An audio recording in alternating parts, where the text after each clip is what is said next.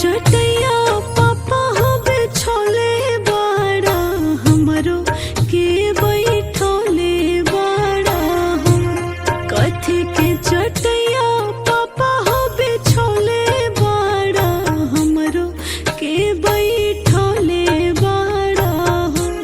कथी के करजवा पापा हो बनौले बाड़ा हमरो के बिसरौले बाड़ा हम। कथी के करजवा पापा हो बनौले बाड़ा हमरो के बिसरौले बाड़ा हो।